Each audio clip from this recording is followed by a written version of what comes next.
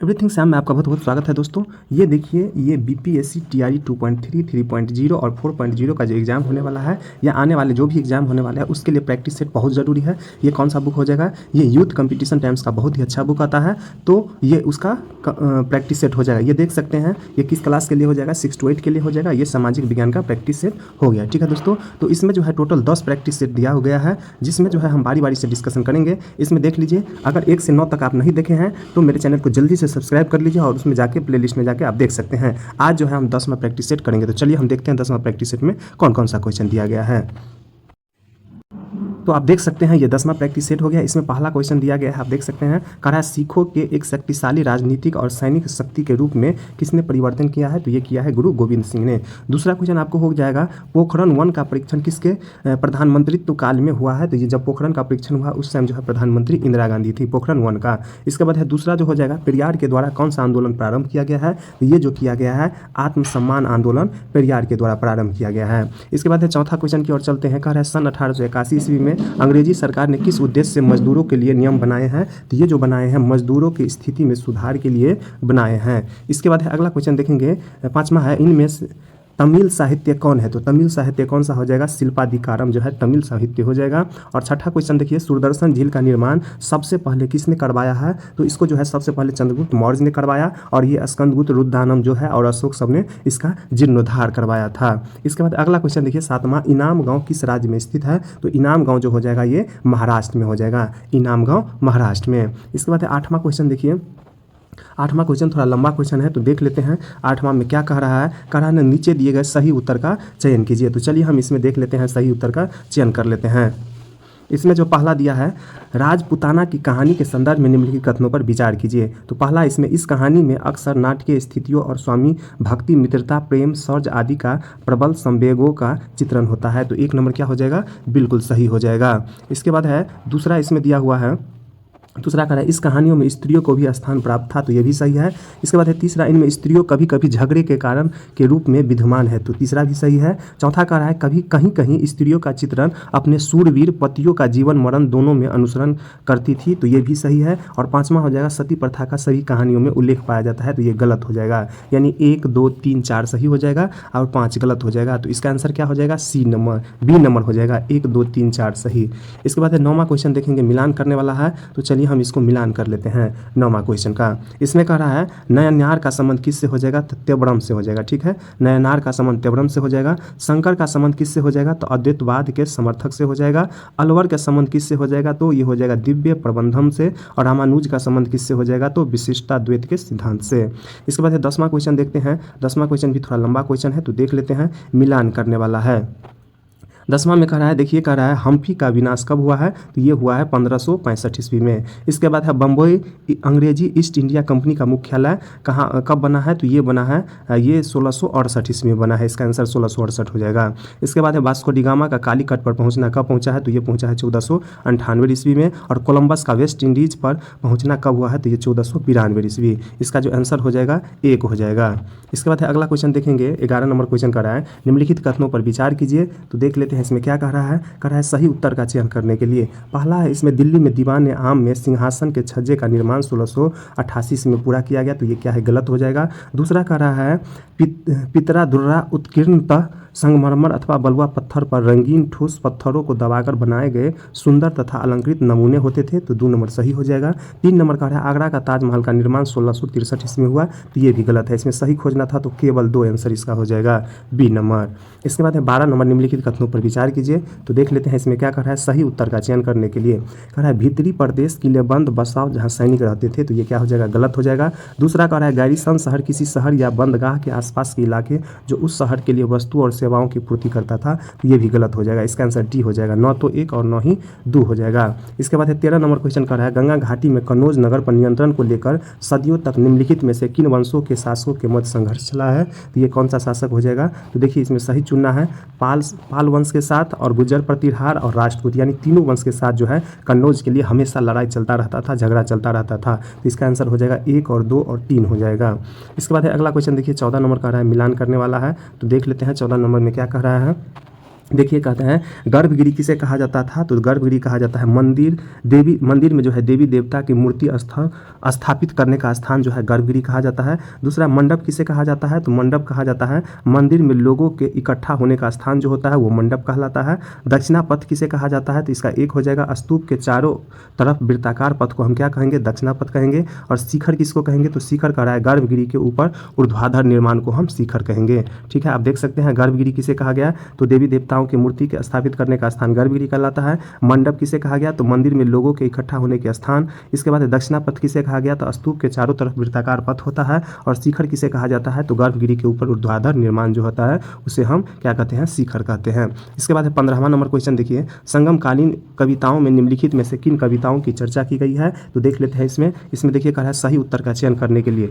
तो संगम कविता के बारे में कह रहा है गंगा तथा कावेरी की फसलें के बारे में चर्चा किया गया है, तो बिल्कुल सही है। दूसरा कह रहा है दक्षिणी सागर के मोती तथा पूर्वी सागर के मूंगे के रूप में, तो ये भी सही है। तीसरा कह रहा है श्रीलंका से आए खाद्यान्न, ये भी सही है। चौथा कह रहा है म्यांमार के बनी मिट्टी के बर्तन और दुर्लभ कीमती आयात, तो ये भी सही, इसका आंसर हो जाएगा उपयुक्त में से सभी। इसके बाद 16 नंबर क्वेश्चन देखिए, निम्नलिखित कथनों पर विचार कीजिए, तो देख लेते हैं। इसमें कह रहा है जैन धर्मों को मुक्त व्यापारियों ने समर्थन किया, तो बिल्कुल सही है। और दूसरा कह रहा है महावीर तथा उनके अनुयायियों की शिक्षाएं कई शताब्दियों तक मौखिक रूप में रही हैं, तो ये भी सही, इसका आंसर हो जाएगा 1 और 2 दोनों सही है। इसके बाद 17 नंबर क्वेश्चन देखिए, 17 नंबर मिलान करने वाला है, तो देख लेते हैं 17 नंबर में क्या कह रहा है। 17 नंबर में देख लेते हैं, देखिए 17 नंबर में कह रहा है तांबा का जो है आयात, तांबा हड़प्पाकालीन आयातिक वस्तुएं जो है तांबा का आयात स्थान कहाँ से है, तो ये जो हो जाएगा 17 का जो हो जाएगा देख लेते हैं। इसमें जो है तांबा हो जाएगा कर्नाटक हो जाएगा, तांबा जो हो जाएगा राजस्थान। ठीक है, तांबा का कहाँ से हो जाएगा, तो राजस्थान से हो जाएगा। इसके बाद सोना का कहाँ से हो जाएगा, तो अफगानिस्तान से हो जाएगा। इसके बाद जो है टीना का कहाँ से हो जाएगा, कर्नाटक से हो जाएगा। और बहुमूल्य पत्थर का कहाँ हो जाएगा, तो ये हो जाएगा राजस्थान से। ठीक है, इसको फिर से मिलान कर लीजिए, देखिए इसका जो आंसर हो जाएगा 17 का 3 हो जाएगा, 17 का जो है 4 हो जाएगा। 17 में देख लेते हैं 4 में क्या सब दिया गया है। तांबा का कहाँ से हो गया, राजस्थान से हो जाएगा। सोना का कहाँ से हो जाएगा, कर्नाटक से हो जाएगा। टीन का कहाँ से हो जाएगा, टीन का जो है हो जाएगा अफगानिस्तान से। और जो है 4 का कहाँ से हो जाएगा, 4 का हो जाएगा गुजरात से, इसका आंसर डी हो जाएगा। इसके बाद है 18 नंबर क्वेश्चन, निम्नलिखित कथनों पर विचार कीजिए, तो देख लेते हैं 18 नंबर में क्या कह रहा है। इसमें कह रहा है उपयुक्त में से सही उत्तर का चयन करने के लिए निम्नलिखित कथनों पर विचार कीजिए। हड़प्पा नगर की तरह सभी पुरातन स्थलों से जो इमारत प्राप्त हुई है उन्हें हड़प्पा सभ्यता की इमारतें कहा गया है, तो ये सही हो गया। दूसरा कह रहा है हड़प्पा सभ्यता के शहरों का निर्माण लगभग 55 साल पहले हुआ है, 5500 साल पहले हुआ, तो ये गलत हो जाएगा, इसका आंसर केवल 1 सही है। इसके बाद 19 नंबर क्वेश्चन देखेंगे। 19 नंबर क्वेश्चन कह रहा है नीचे दिए गए कथन दिए गए हैं जिनमें से एक कथन ए तथा दूसरे कारक आर कहा गया है, तो इसमें देख लेंगे 19 में क्या हो जाएगा। इसमें कह रहा है कथन ए में आरंभिक मानव आवासीय पूरा स्थल में रहते थे, तो बिल्कुल सही है। दूसरा कह रहा है यहाँ उन्हें बारिश धूप और हवाओं से राहत नहीं मिलती थी, तो ये गलत हो जाएगा, इसका आंसर ए सही है और आर गलत हो जाएगा।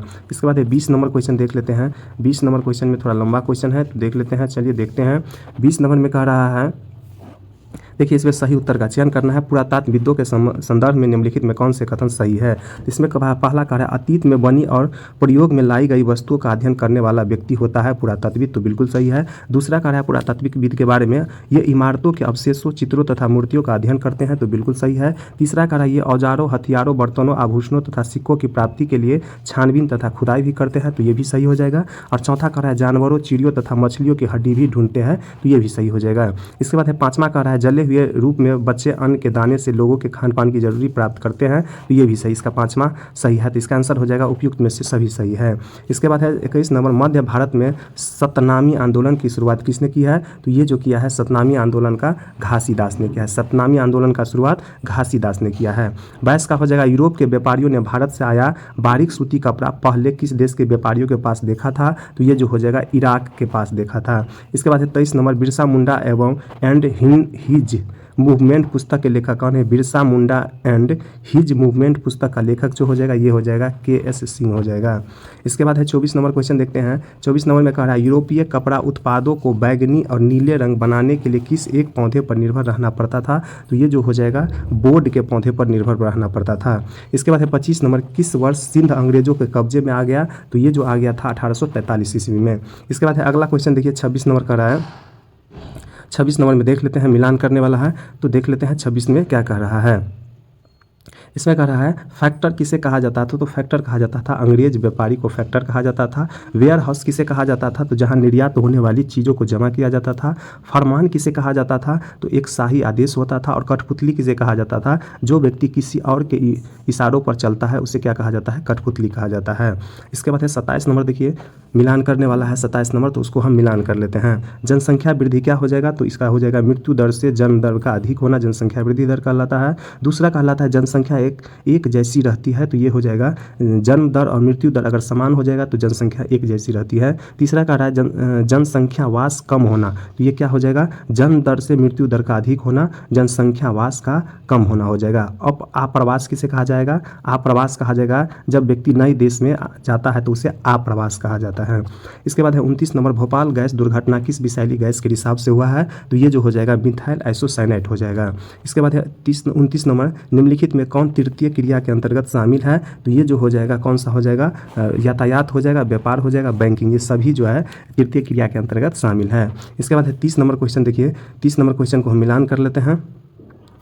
चलिए इसको मिलान कर लेते हैं। देखिए पश्चिम बंगाल जो में हो जाएगा रानीगंज। इसके बाद झारखंड में क्या हो जाएगा, झरिया जो है झारखंड में हो जाएगा। उड़ीसा में क्या हो जाएगा, तो तालचर जो हो जाएगा उड़ीसा में। और आंध्र प्रदेश में क्या हो जाएगा, सिंगरेली हो जाएगा। इसका आंसर सी हो जाएगा। इसके बाद है 31 नंबर, निम्नलिखित में से अधात्विक खनिजों का उदाहरण कौन नहीं है, तो इसमें नहीं खोजना है, तो बॉक्साइट जो हो जाएगा अधात्विक खनिज का उदाहरण नहीं है। चूना पत्थर, अभ्रक और जिप्सम जो है अधात्विक खनिजों का उदाहरण हो जाएगा। इसके बाद है अगला क्वेश्चन, टक्कन क्या है, तो टक्कन क्या होता है, तो ये एक पक्षी है। टक्कन या टुक्कन हम उसको कह सकते हैं, एक पक्षी है। इसके बाद है 33 नंबर क्वेश्चन देखते हैं। 35 नंबर में कह रहा है, देख लीजिए उष्णकटिबंधीय सदाबहार की विशेषता क्या है, तो उष्णकटिबंधीय सदाबहार की विशेषता क्या आता है, उसमें सही विकल्प का चुनना है। इसमें पहला कह रहा है इसे उष्णकटिबंधीय वर्षावन भी कहते हैं, तो ये क्या हो जाएगा, बिल्कुल सही हो जाएगा। उष्णकटिबंधीय सदाबहार वन के बारे में कह रहा है। इसके बाद है दूसरा कह रहा है ये मध्य अक्षांश के तटीय प्रदेशों में पाया जाता है, तो ये गलत हो जाएगा। तीसरा कह रहा है इन वनों के पेड़ की पत्तियां पूरी तरह नहीं झड़ते हैं, तो ये भी क्या होगा, सही हो जाएगा। और चौथा कह रहा है इन वनों में साल, सागवान, नीम के पेड़ पाए जाते हैं, तो ये भी गलत हो जाएगा। इसका आंसर हो जाएगा 1 और 3 सही है उष्णकटिबंधीय सदाबहार वन के बारे में। इसके बाद है 34 नंबर, देखिए विश्व जल दिवस कब मनाया जाता है, तो विश्व जल दिवस जो है 22 मार्च को मनाया जाता है। इसके बाद 35 नंबर क्वेश्चन देखिए, 35 नंबर क्वेश्चन में कह रहा है देखिए यहाँ मिलान करने वाला है 35 का। देखिए चलिए इसको मिलान कर लेते हैं। 35 नंबर में पहला कह रहा है जलप्रपात किससे हो जाएगा, कठोर संस्तर शैलों से हो जाएगा। इसके बाद है भूकंप किससे हो जाएगा, तो भूकंप जो है पृथ्वी का जो कंपन होता है उससे भूकंप होता है। तीसरा कह रहा है बालू का टिब्बा का निर्माण कैसे होता है, तो रेगिस्तान के द्वारा। और विसर्ग का निर्माण होता है नदी के द्वारा। इस तरह से हम मिला लेंगे। जलप्रपात का संबंध हो जाएगा कठोर संस्तर के, भूकंप हो जाएगा पृथ्वी के कंपन, बालू का टिब्बा का निर्माण रेगिस्तान और विसर्ग का नदी के द्वारा होता है। इसके बाद अगला क्वेश्चन हम चलते हैं। 36 नंबर कह रहे हैं सेल जिसमें जीवाश्म होते हैं क्या कहलाते हैं, तो ये कहलाते हैं अपसारी सेल कहलाते हैं। इसके बाद है 37 नंबर, देखिए 37 नंबर फिर से मिलान करने वाला आ गया, तो चलिए हम मिलान कर लेते हैं। इसमें देखिए एशियाई शेर का निवास स्थान कहाँ है, तो गिर गुजरात में, यानी गुजरात का गिर वन हो जाएगा। एक सिंह वाले गैंडे का निवास स्थान हो जाएगा असम के काजीरंगा में। और हाथी का निवास स्थान हो जाएगा केरल में। इसके बाद है जंगली गधा का जो हो जाएगा कच्छ के रण में स्थित हो जाएगा। इसका आंसर भी हो जाएगा। इसके बाद है 38 नंबर क्वेश्चन देख लेते हैं। इसमें भी है सुमेलित करने वाला, तो चलिए हम देख लेते हैं। देखिए आल्पस पर्वत कहाँ हो जाएगा, तो ये है आल्पस पर्वत किस प्रकार का पर्वत हो जाएगा, तो ये वर्लित पर्वत हो जाएगा। और अरावली पर्वत किस प्रकार का पर्वत है, तो ये हो जाएगा अवशिष्ट पर्वत। इसके बाद है वासेज पर्वत किस प्रकार का पर्वत हो जाएगा, तो ये भ्रंशोथ पर्वत। और माउंट किलिमंजारो किस प्रकार का हो जाएगा, तो ये ज्वालामुखी पर्वत हो जाएगा। ठीक है, आप लोग ध्यान देना है इसको। इसके बाद अगला क्वेश्चन देख लेते हैं। 39 नंबर कह रहा है कर्क, विश्वत तथा मकर तीनों रेखाएं किस महाद्वीप से होकर गुजरती है, तो ये हो जाएगा अफ्रीका से। इसके बाद है 40 नंबर क्वेश्चन, कर्क, विश्वत तथा मकर तीनों रेखाएं किस महादेश से होकर गुजरती है, तो ये क्या हो जाएगा, अफ्रीका से हो जाएगा। यानी दोनों क्वेश्चन एक ही दे दिया गया है, 39 और 40 नंबर। इसके बाद 41 नंबर क्वेश्चन देखते हैं। सूर्य की किरणें कर्क रेखा पर सीधी किस दिन पड़ती है, तो ये किस दिन पड़ती है, 21 जून को पड़ती है। उस दिन जो है उत्तरी गोलार्ध में सबसे बड़ा दिन होता है। इसके बाद है 42 नंबर, एक वृत्त का कुल मान कितना होता है, तो एक वृत्त का जो है कुल मान 360 डिग्री होता है। 43 नंबर देखेंगे, भारत में सर्वाधिक जनसंख्या कहाँ है, किसका है, तो उत्तर प्रदेश का पहला स्थान है। दूसरा स्थान की बात करें जनसंख्या का, तो महाराष्ट्र में हो जाएगा। और और तीसरा बिहार है। इसके बाद है 44 नंबर क्वेश्चन, वस्त्र उद्योग के लिए आवश्यक है, तो क्या है वस्त्र उद्योग के लिए आवश्यक, तो देखिए ऊर्जा भी है, श्रम भी है और कच्चा माल भी, इसका आंसर हो जाएगा डी नंबर। 45 नंबर क्वेश्चन कह रहा है इनमें कौन औद्योगिक प्रदेश नहीं है, तो देख लेते हैं इसमें जो है दक्कन प्रदेश जो है औद्योगिक प्रदेश नहीं है। छोटा नागपुर का प्रदेश जो है औद्योगिक प्रदेश हो जाएगा। मुंबई पुणे जो है औद्योगिक प्रदेश हो जाएगा, मुंबई पुणे क्षेत्र। इसके बाद है गुड़गांव दिल्ली मेरठ प्रदेश जो हो जाएगा, ये जो हो जाएगा औद्योगिक प्रदेश हो जाएगा, इसका आंसर 1 हो जाएगा।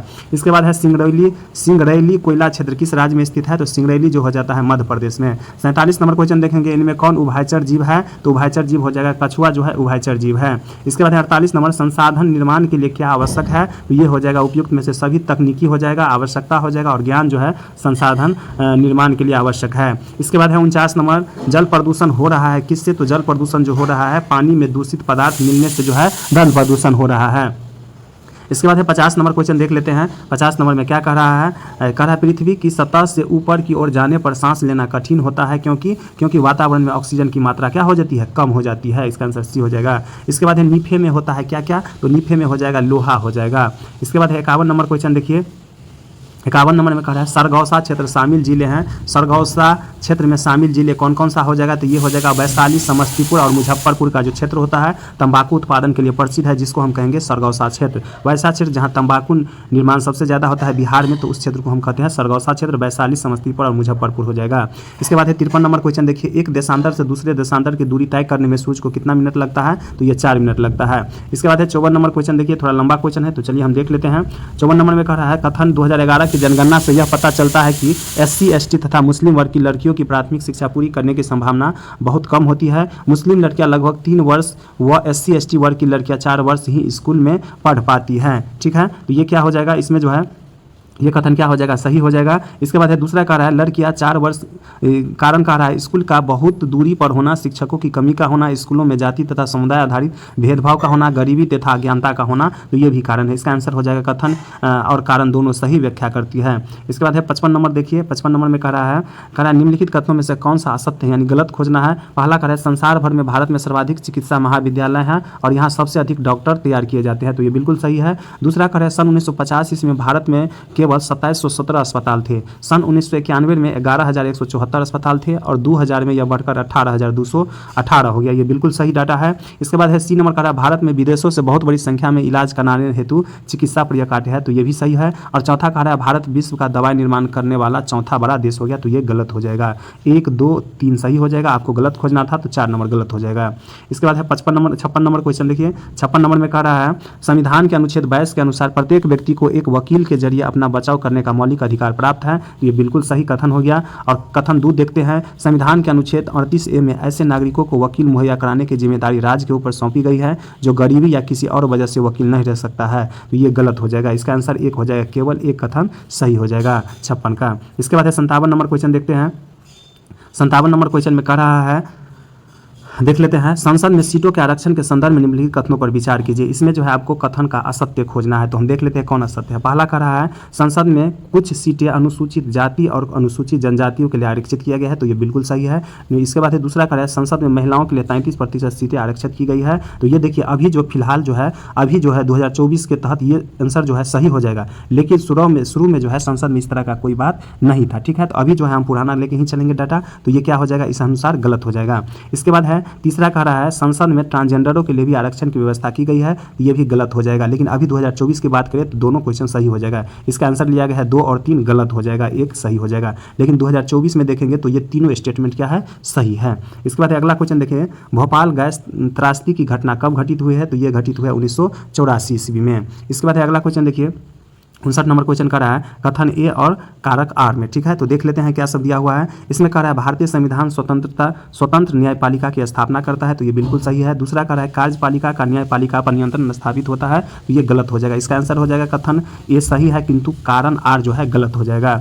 इसके बाद है 60 नंबर क्वेश्चन देखिए, राउलेट एक्ट कब लागू किया गया है, तो ये लागू करने की बात कर रहा है, तो 10 मार्च 1919 को जो है राउलेट एक्ट लागू कर दिया गया था। इसके बाद है अगला क्वेश्चन देखिए, 61 नंबर लोकसभा में अनुसूचित जनजातीय हेतु कितने सीटें आरक्षित की गई हैं, तो ये जो है सीटें आरक्षित किया गया है 47 को। इसके बाद है संसद में किसे शामिल नहीं किया जाता है, तो संसद में जो है शामिल हम किसे नहीं करेंगे, तो उपराष्ट्रपति को शामिल नहीं करेंगे, राष्ट्रपति, लोकसभा और राज्यसभा को हम शामिल करते हैं। इसके बाद है अगला क्वेश्चन देख सकते हैं, 63 नंबर क्वेश्चन कर रहा है मिलान करने वाला है, तो चलिए हम मिलान कर लेते हैं 63 नंबर क्वेश्चन में। इसमें देखिए मूल अधिकार दिया है, संबंधित उपबंध दिया है, ठीक है। तो संवैधानिक उपचार की कहाँ हो जाएगा, तो ये हो जाएगा अनुच्छेद 32 में। शोषण के विरुद्ध अधिकार कब हो जाएगा, तो ये हो जाएगा अनुच्छेद 23 में। और स्वतंत्रता का अधिकार कहाँ हो जाएगा, तो ये हो जाएगा अनुच्छेद 19 में। और समता का अधिकार हो जाएगा अनुच्छेद 14 में हो जाएगा। इसका आंसर सी हो जाएगा। इसके बाद है 64 नंबर क्वेश्चन देखिए, संविधान सभा का गठन किया गया था, तो संविधान सभा का गठन कब किया है, दिसंबर 1946 ईस्वी में। इसके बाद अगला क्वेश्चन, भारतीय संविधान किसे मान्यता प्रदान करता है, तो ये किसे मान्यता प्रदान करेगा, धार्मिक व भाषाई आधार पर, ठीक है। धार्मिक व भाषाई आधार पर जो है भारतीय संविधान मान्यता प्रदान करता है। इसके बाद 66 नंबर, संविधान के किस खंड को संविधान की अंतर आत्मा की संज्ञा दी गई है, तो ये जो है मौलिक अधिकार को जो है संविधान की अंतर आत्मा की संज्ञा दी गई है। इसके बाद है 67 नंबर क्वेश्चन, जिनिंग मिल के संबंध में क्या सही है, तो देख लेते हैं। वह स्थान जहां रुई के गोले के बीज अलग किए जाते हैं उसे हम क्या कहेंगे, जिनिंग मिल कहेंगे। 67 का आंसर बी हो जाएगा, ठीक है। इसके बाद है अगला क्वेश्चन देखिए, 68 नंबर क्वेश्चन कर रहा है साप्ताहिक बाजार के बारे में, तो देख लेते हैं। कथन कह रहा है साप्ताहिक बाजार एक निश्चित दिन ही लगता है, तो ये क्या हो जाएगा, बिल्कुल सही है। दूसरा कह रहा है साप्ताहिक बाजार में प्रतियोगिता होती है, तो ये भी सही है। इसका आंसर हो जाएगा कथन ए और कारण आर दोनों सही है, किंतु आर ए की सही व्याख्या नहीं करता है। इसका आंसर बी हो जाएगा। इसके बाद है देखिए 69 नंबर कह रहा है घरेलू हिंसा महिला संरक्षण अधिनियम 2005 कब प्रभावित हुआ है, तो ये जो प्रभावी हुआ है 2006 में। इसके बाद निम्नलिखित में कौन सा राज्य सरकार का प्रमुख यानी राज्य सरकार का प्रमुख होता है, तो राज्य सरकार का जो प्रमुख होता है ये होता है मुख्यमंत्री होता है। इसके बाद है देखिए 71 नंबर का रहा है पोषाहार स्तर और जीवन स्तर को ऊंचा करने का दायित्व तथा लोक स्वास्थ्य का सुधार करने का उपबंध कहाँ किया गया है, तो ये किया गया है कहाँ, राज्य के नीति निर्देशक तत्व में किया गया है। इसके बाद है 72 नंबर देख लेंगे। 72 नंबर में कह रहा है समानता के संदर्भ में भारतीय संविधान निम्नलिखित में से किसे मान्यता प्रदान करता है, इसमें से आपको सही खोजना है। पहला कह रहा है कानून की दृष्टि से हर व्यक्ति समान है, तो बिल्कुल ये सही का स्टेटमेंट है समानता के बारे में। दूसरा कह रहा है धर्म जाति वंश जन्म स्थान के आधार पर भेदभाव नहीं किया जा सकता है, तो ये भी सही है। और तीसरा कह रहा है सार्वजनिक स्थलों पर भेदभाव का प्रतिषेध है, तो ये भी सही। इसका आंसर हो जाएगा उपयुक्त में से सभी हो जाएगा। इसके बाद है 73 नंबर देखिए कह रहा है 73 नंबर में कह रहा है एक गांव के मुकाबले शहर ज़्यादा बड़ा होता है और अधिक फैला होता है। नगर प्रशासन के संदर्भ में निम्नलिखित कथनों पर विचार कीजिए। ये पहला में कह रहा है बड़े शहरों का नगर प्रशासन चलाने वाले संस्था को नगर निगम कहते हैं, तो ये अच्छा ये सही स्टेटमेंट हो गया। दूसरा कह रहा है छोटे शहरों का नगर प्रशासन वाले संस्थान को नगर पालिका कहते हैं, तो ये भी सही। इसका आंसर एक हो जाएगा, एक और दो दोनों सही है। इसके बाद है 74 नंबर क्वेश्चन देखिए। 74 नंबर में क्या कह रहा है, इसमें सही खोजना है, ठीक है। तो देख लेते हैं इसमें कौन कौन सा सही है। कह रहा है विभिन्न देशों में लोकतंत्र स्थापित करने के लिए लंबा संघर्ष हुआ है। यह सभी वयस्कों की इसमें सहभागिता करवाने के संदर्भ में चले आंदोलन के संदर्भ में निम्न कथनों पर विचार करें, तो चलिए हम देख लेते हैं। पहला कह रहा है शुरुआती दौर में रूढ़िवादी धारणाओं के कारण महिलाओं को मत देने का अधिकार नहीं था, तो बिल्कुल सही है। दूसरा कह रहा है अमेरिका में महिलाओं को वोट देने का अधिकार 1920 में, इंग्लैंड की महिलाओं को यह अधिकार 1928 में प्राप्त हुआ है, तो ये भी स्टेटमेंट सही है। और तीसरा कह रहा है देखिए तीसरा इसमें कह रहा है भारत के आज़ादी से पूर्व सार्वभौमिक मताधिकार लागू करने के लिए 1931 ईस्वी में गांधी जी ने यंग इंडिया पत्रिका में यह मांग उठाई, तो ये क्या हो जाएगा, ये गलत हो जाएगा। इसका आंसर हो जाएगा कथन एक और दो सही है। इसके बाद है 75 नंबर क्वेश्चन कर रहा है। 75 नंबर में देखिए 74 में जो है ये भी सही है। भारत ने आज़ादी से पूर्व सार्वभौमिक मताधिकार लागू करने के लिए 1931 में गांधी जी ने यंग इंडिया पत्रिका में मांग उठाई, तो ये भी सही। इसका आंसर सी नहीं होगा, इसका आंसर डी हो जाएगा, यानी तीनों स्टेटमेंट सही है। इसके बाद है 75 नंबर देखेंगे। कथन 75 नंबर में कह रहा है, इसमें देखिए कथन राजतंत्र में राजा या रानी को अपने निर्णय के आधार नहीं बताने पड़ते हैं और न ही अपने निर्णयों की सफाई देनी पड़ती है, तो ये क्या हो जाएगा, सही हो जाएगा। राजतंत्र में राजा का चुनाव जनता द्वारा किया जाता है, तो ये क्या हो जाएगा, ये गलत हो जाएगा। इसका आंसर हो जाएगा कथन सही है और कारण गलत है। इसका आंसर एक हो जाएगा। 76 नंबर देखिए नगर निगम की स्थापना किस संविधान संशोधन के अंतर्गत की गई है, तो ये जो की गई है 74वां संविधान संशोधन के अंतर्गत। इसके बाद है 77 नंबर क्वेश्चन ग्राम सभा व ग्राम पंचायत की बैठक किसके द्वारा बुलाई जाती है, तो ये बुलाई जाती है ग्राम सचिव के द्वारा।